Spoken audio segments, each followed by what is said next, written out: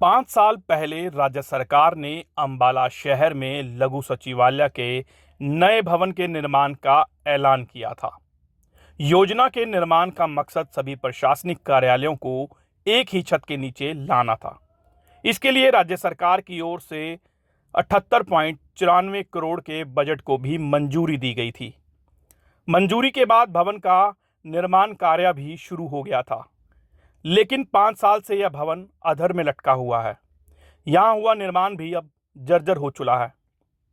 भवन के अंदर व चारों ओर पानी भरा हुआ है। महीनों से काम बंद होने के कारण यहाँ झाड़ियाँ तक उगाई हैं। अब सवाल यह खड़ा होता है कि आखिर अंबाला शहर के ज़्यादातर प्रोजेक्ट्स किसकी नाकामी से अधूरे पड़े हैं।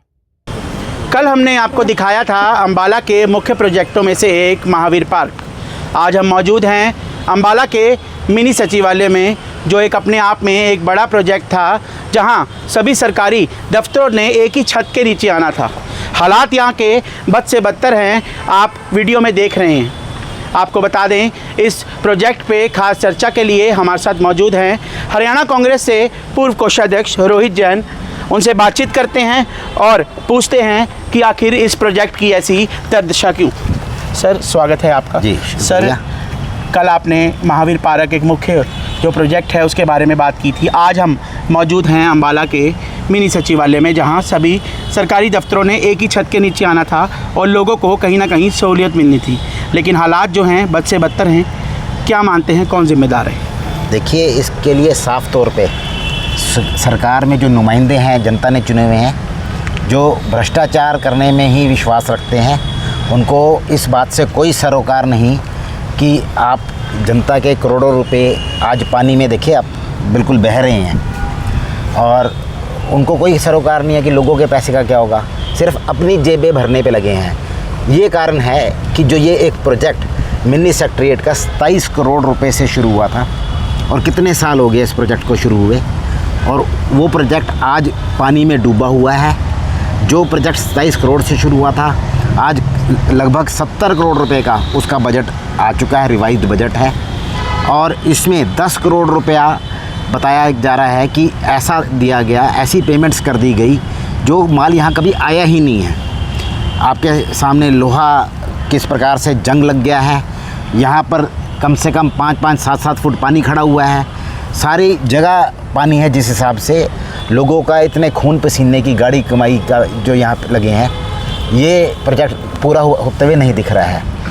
और आपको एक बात और बीच में ऐड करना चाहूँगा कि हम जब घर भी बनाते हैं, जब नींव बनाते हैं, नींव के बाद बिल्डिंग शुरू करते हैं, तो एक सबसे बड़ा चिंता का विषय होता है कि बारिशों में ना हो, क्योंकि आसपास अगर पानी खड़ा होगा तो नींव कमज़ोर होने के डर होता है कि जो बिल्डिंग 100, 150, 200 साल चलनी है, वो मात्र कुछ साल में ही रह जाएगी। तो जो जिस हिसाब से यहाँ पर ये पानी है, पानी में डूबा हुआ प्रोजेक्ट है और अधूरा पड़ा है।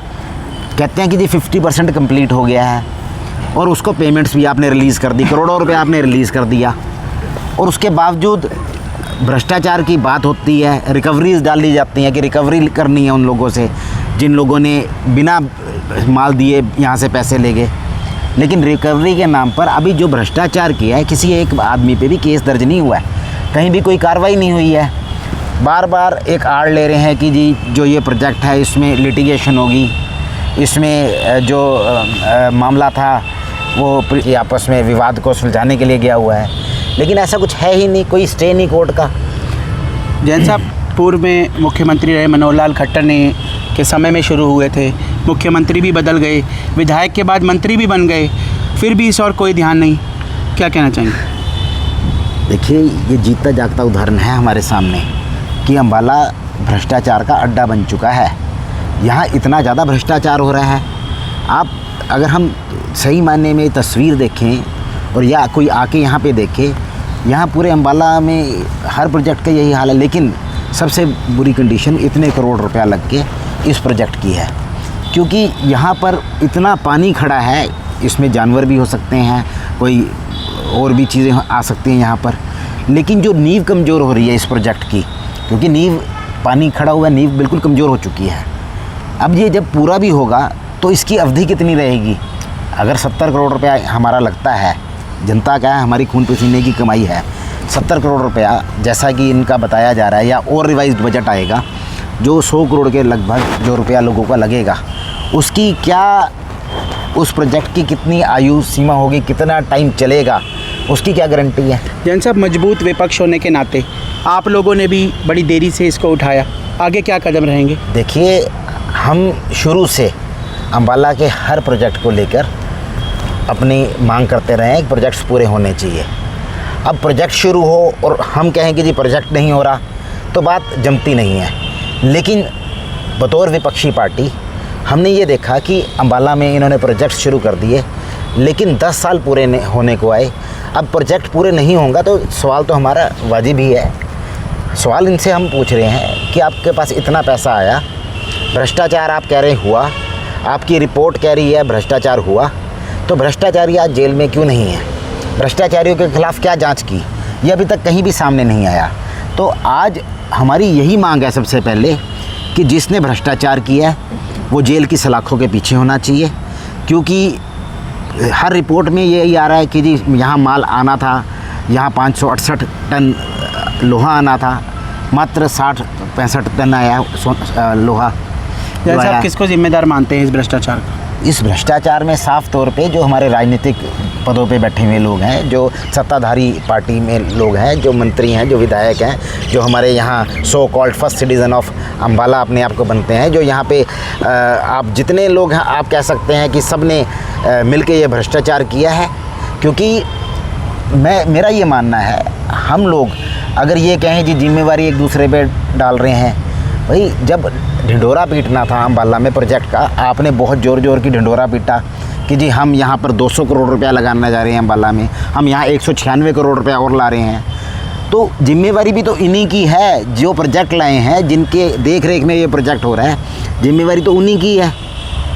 क्या कारण है कि जो अधिकारी हैं जिन्होंने पेमेंट्स, इतनी बड़ी बड़ी पेमेंट्स कर दी, 10 करोड़ रुपया बिना माल आए कैसे दे दिया गया पैसा, और फिर कहते हैं हम रिकवरी करेंगे। क्यों रिकवरी करेंगे?